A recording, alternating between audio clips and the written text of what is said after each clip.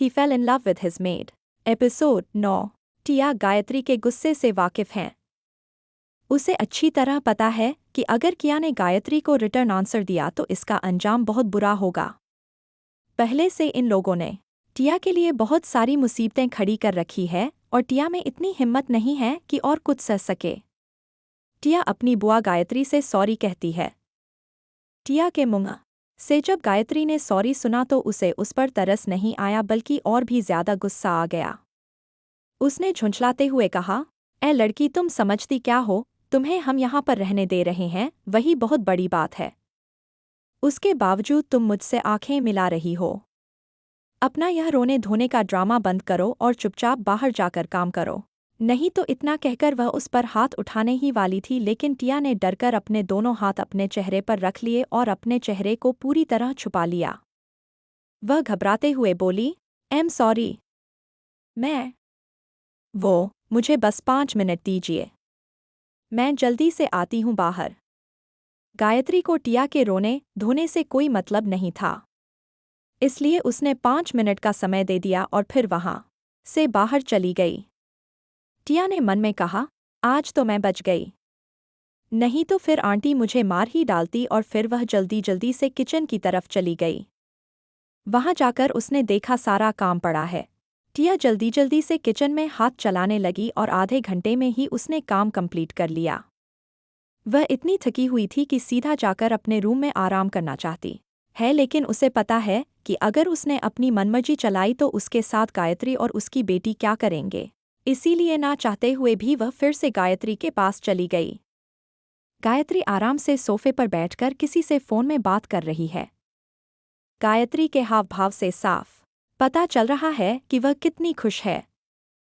वह काल में ही कहती है, जी हमारे यहाँ पर कुछ इम्पोर्टेंट सामान है, उसके बाद हम जल्दी आपके यहाँ शिफ्ट हो जाएंगे।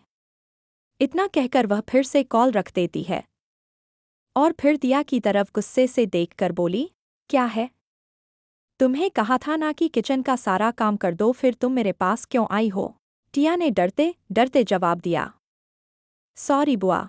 टिया इससे आगे कुछ कहती, लेकिन गायत्री ने उसे रोक दिया और फिर कहा, मैंने तुमसे कितनी बार कहा है कि मुझे इस बुआ शब्द से नफरत है। तुम्हारे डैड मेरे सौतेले भाई है और मैं इस सौतेले रिश्ते से खुश नहीं हूँ, समझी तुम? तुम्हारे लिए बेहतरीन यही होगा कि तुम मुझे गायत्री आंटी कहकर बुलाओ।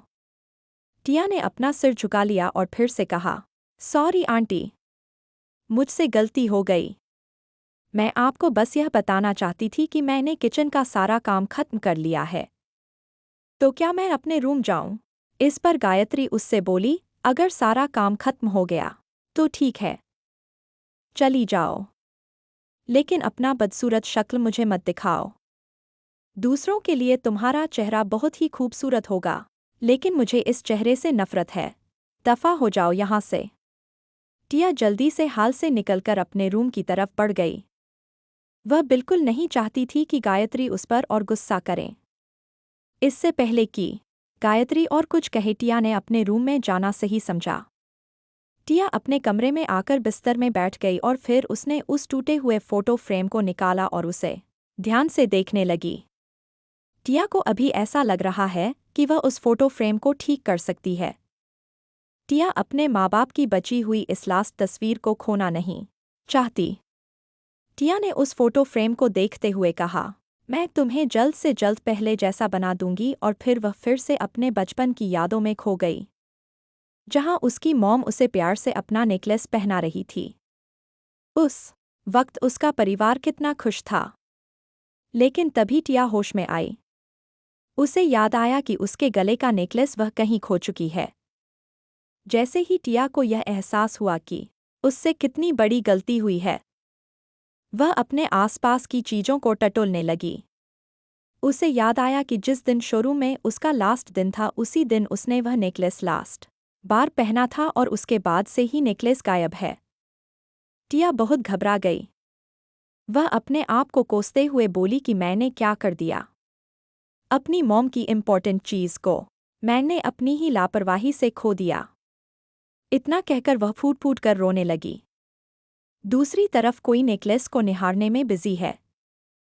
वह उसे बार बार छूकर कुछ महसूस करना चाह रहा है। वह रजत है। रजत को याद आया कि उस दिन टिया को गुंडे से बचाते वक्त शायद वह किसी तरह जमीन में गिर गया और फिर टिया वहां से चली गई। उसके बाद ही रजत ने वह नेकलेस जमीन से उठा लिया।